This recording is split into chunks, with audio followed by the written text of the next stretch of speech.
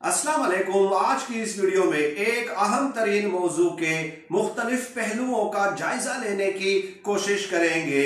नाजरीन, सबसे पहले 2-3 मिनट मुख्तसरन चंद मन घड़त इल्जामात जो एक बार फिर इमरान खान साहब की जात पे, बराह रास्त जात पे लगाए जा रहे हैं, वो चंद इल्जामात 2-3 मिनट में मैं आपकी खिदमत में पेश कर रहा हूं और उसके बाद उस पे अपना तबसरा और तज्जिया जरूर दूंगा। नाजरीन, नजम सेठी साहब का इमरान खान साहब की जात से बुग़्ज़, तासुब और अनाद किसी से मख्फी नहीं है।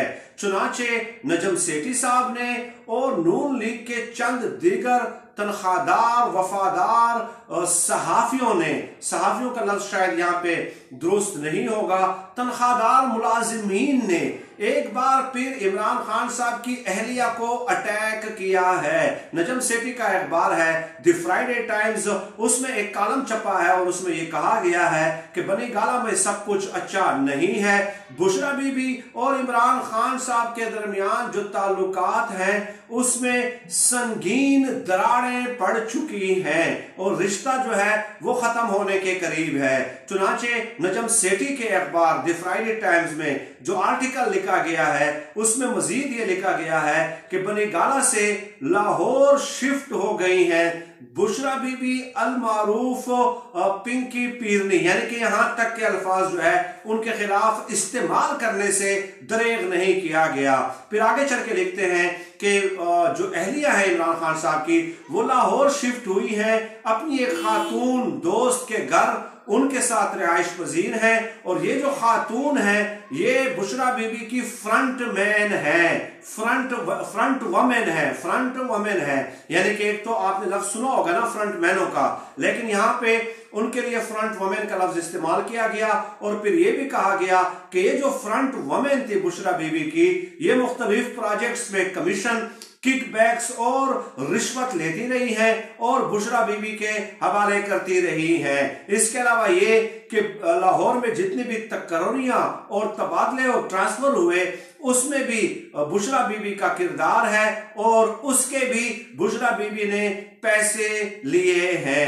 फिर आगे चल के वो लिखते हैं कि इमरान खान साहब को इन चीजों का इल्म हो गया तो इमरान खान साहब ने जो है उनके साथ झगड़ा किया कि आपने जो है ना रिश्वत शुरू कर दी है, आपने अपने फ्रंट वमेन रखना शुरू कर दी है, आपने तबादले के पैसे लेना शुरू कर दिए हैं, आप कमीशन और किकबैक्स जो है ना मेरे घर में बैठ के कमा रही हैं। तो इमरान खान साहब ने उन्हें ढांटा है और उसके बाद वो बनी गाला छोड़ के अपने फ्रंट वमेन के घर लाहौर में शिफ्ट हो गई हैं।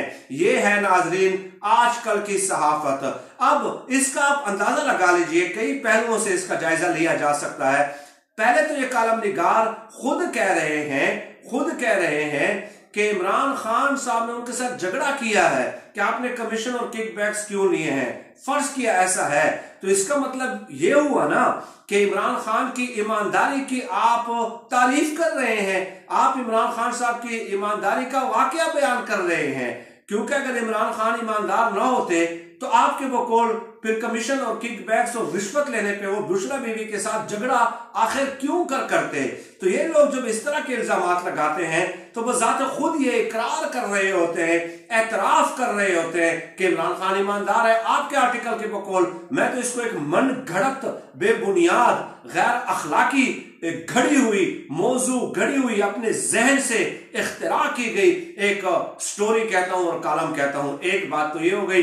दूसरी बात यह है कि डॉक्टर शहबाज गिल साहब ने ट्वीट्स किए हैं और कहा है कि नजम सेठी साहब ऑलरेडी ऐसे इल्जामात पहले भी इमरान खान साहब की अहलिया के हवाले से लगा चुके हैं और हम उनके खिलाफ अदालत में हैं और अब जो लोग ये किरदार कुशी कर रहे हैं, इमरान खान साहब की अहलिया के खिलाफ ऐसी जबान दराजी कर रहे हैं, तो उनके खिलाफ हम कानूनी कार्रवाई करेंगे।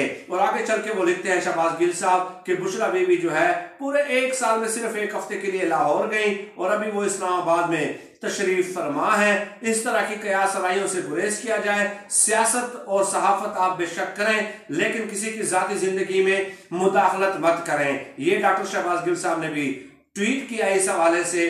तो नाजरीन, अब जब इस किस्म का कोई इल्जाम लगाता है ना, आप आप किसी की जाती जिंदगी को जब मौजूए बहस बनाते हैं, पता है इसका क्या मतलब होता है? इसका मतलब यह होता है कि मैं तो इंटरेस्टेड हूं ना। नजम सेठी साहब, आप मुझे बताएं कि इमरान खान साहब जब से वजीर आजम बने हैं, इमरान खान साहब ने जाती तौर पे कितनी करप्शन की है, इमरान खान साहब ने कितने कारखाने बनाए हैं, कितने कारोबार शुरू किए हैं। मैं इस चीज में इंटरेस्टेड हूं कि इमरान खान साहब ने कौमी खजाने का अपनी जात के लिए गलत इस्तेमाल किया है या नहीं किया है। तो जब आप इस किस्म के इल्जामात लगाते हैं और नून लीग का मीडिया सेल जब इस किस्म के इल्जामात लगाता है, तो इसका मतलब यह हुआ कि आपके पास इमरान खान साहब की करप्शन साबित करने के लिए इमरान खान साहब पे बराह रास्त उनकी जात पे करप्शन के हवाले से आप कोई इल्जाम नहीं लगा सकते, इसलिए आप उनकी जाती जिंदगी को उछालना शुरू कर देते हैं। तो किसी की जाती जिंदगी को उछालने से मुराद ही यही है कि आपने शिकस्त का एतराफ कर लिया है। भाई, आप एतराफ शिकस्त कर चुके हैं, आप ये मान चुके हैं कि उन्होंने कारखाने, फैक्ट्रियां, कमीशन किकबैक्स नहीं दिया इमरान खान ने। इसलिए आपके पास सिर्फ एक ही पहलू रह जाता है और वो है बुशरा बीबी, जो कि सियासत में मुखल भी नहीं है, जिन्होंने सियासत में मुदाखलत ही नहीं की, जिनको आज तक किसी ने देखा ही नहीं है, बापर्दा रहती हैं, वो सियासी मामलात से दूर रहती हैं, कोई सियासी बयान, सियासी एक्टिविटीज उनकी नजर नहीं आती। लेकिन हैरत है 1996 से लेके जमाइमा की जिंदगी पहले हराम की, उनके ऊपर टाइल और स्मगलिंग का, नवादरात की स्मगलिंग का इल्जाम लगाया, मुकदमात बनाए जब वो प्रेग्नेंट थी और वो बेचारी मुल्क छोड़कर फरार हो गई। लेकिन यहां पे आप इत्तेफाक करें या ना करें नाज़रीन, एक बात मैं जरूर करूंगा कि देखिए, इमरान खान साहब की कारकर्दगी पे तनकीद ये मीडिया का हक है, ये करनी चाहिए, दिन रात करें, आप दिन रात करें, आप परफॉर्मेंस पे तनकीद करें, लेकिन फैक्ट्स के साथ, दलाइल के साथ, ताकि आवाम को भी कुछ फायदा हो। लेकिन किसी की जाती जिंदगी को उछालना, उनकी हतक करना, इसकी कतई तौर पे इजाजत नहीं दी जा सकती। मैं समझता हूं कि इमरान खान साहब या तो आपकी हुकूमत इस्तीफा दे दे या कोई सख्त एक्शन लेने वाले बने। मेरी अहलिया पे कोई इस तरह की बात करके दिखाए नजम सेठी, तो क्या नजम सेठी की क्या मजाल है, जिंदगी हराम कर दूं इनकी। ठीक है, आपके पास भाई आप वजीर आजम है, कब तक इस तरह की बेहुदा और गैर अखलाकी गुफ्तगू आप बर्दाश्त करेंगे? यानी ये तो डायरेक्ट किसी इंसान की इज्जत नफ्स को मजरूह करना है, उसकी इज्जत पे हमला करना है। यहां पे तो वजीर आजम और गैर वजीर आजम का सवाल ही नहीं है भाई, यहां पे तो कारकर्दगी का सवाल ही नहीं है भाई। बुलाएं इनको, कहें कि सबूत पेश करें जो आपने इल्जामात लगाए हैं, बताएं मुझे इसका सबूत पेश करें, वरना आप होते कौन है कि मेरी जाती जिंदगी को आप इस तरह उछालते हैं और मेरी इज्जत को तार तार करने की कोशिश करते हैं। या तो एक्शन लेने वाले बने या इस्तीफा दें। अगर आपको इतना डर लगता है तो मेरे ख्याल में आपको हुकूमत करने का फिर हक नहीं है। आप इस किस्म के तबसरों और तरजीहों पे और इस किस्म की पेशगोइयों पे और इस किस्म की बातों पे भी आप खामोश रहते हैं, हुकूमत खामोश रहती है। सिर्फ ट्वीट करने से क्या काम चलेगा? एक दफा निशाने इबरत बनाए, मिसाल बनाए, पता चले। मैं करूं इस तरह की बात, मुझे बनाए यार, मुझे बनाए। हर किसी की इज्जत है, हर इंसान की इज्जत है, एक मामूली से मामूली चपरासी भी है उसकी भी इज्जत है। किसी को कोई हक नहीं है, चाहे वो 100 सालों से या 200 सालों से सहाफत में क्यों ना हो, कि वो किसी की जाती जिंदगी को इस तरह उछालता रहे। तो यही मैंने अपने जज्बात का इजहार करना था। आपका मुत्तफिक होना ना होना ये डेफिनेटली ये आपका अपना इस्तेकाक है, आपका अपना इंडिविजुअल परसेप्शन है, आईनी और सियासी और जमहूरी हक है। लेकिन मेरे ख्याल में आप इससे इख्तिलाफ इसलिए भी नहीं करेंगे कि enough is enough now, enough is enough now. Media की आजादी का इन लोगों ने क्या मतलब ले लिया है कि आप घरों के अंदर घुसकर लोगों की बीवियों, बहनों, बेटियों की इज्जतों के साथ जो है ना आप इस तरह उसके ऊपर तबसरे करेंगे, तज्जिया करेंगे, आप उनको मौजूए बहस बनाएंगे, आप मीडिया की स्क्रीन पे तबसरे और तज्जिया उस पर करते रहेंगे। क्यों?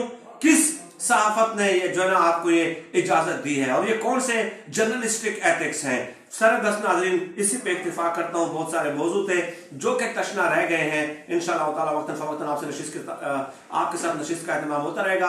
अल्लाह पाक से दुआ है कि अल्लाह पाक हमें खल्क़ खुदा के लिए आसानियां पैदा करने की तौफीक अता फरमाए। आमीन या रब्बिल आलमीन।